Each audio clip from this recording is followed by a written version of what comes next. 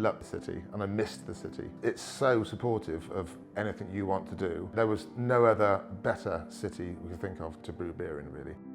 New Bristol Brewery was started by myself and my brother about 9 years ago. We started in a tiny double garage. We had a tiny brew kit there. We started to make some really good traditional style beers. And then I came along about 3 years ago and I met Noel, and I didn't just fall in love with him, I fell in love with craft beer. As a brewery based in Bristol, believe it or not, there's another 24 breweries in Bristol. It's quite a small city.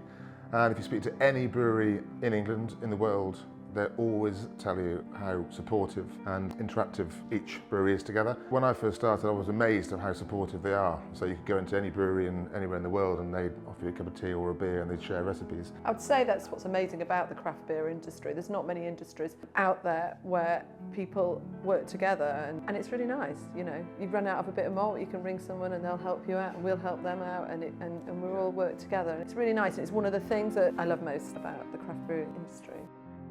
I mean, it's one of the oldest liquids that humans have turned into alcohol and imbibe. What we're trying to achieve, what we need from the main ingredient, which is barley, and the trapped starch is no good to us as brewers. We need to convert that starch into sugars.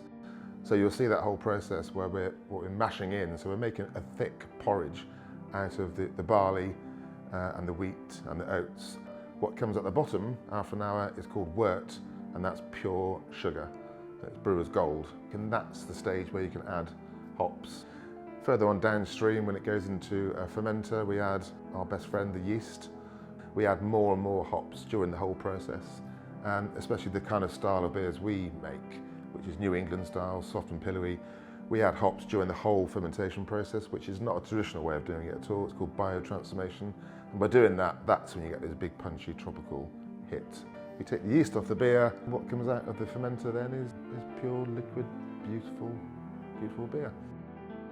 If you look at the breweries in Bristol, each one does brew a very different style of beer, but they also have a very different identity as well. And so when we first set up, there was already 4 breweries in Bristol, and each one had used something or a link or a hook to Bristol. And so we chose Alfred, who used to be in the zoo in Bristol in the 1940s. He's very much loved in Bristol. He came as a gorilla to the zoo in the 1930s and he died in the 1940s, and he became an international star during the Second World War. And we felt that with our beers, we're very much about being one step forward, pushing boundaries.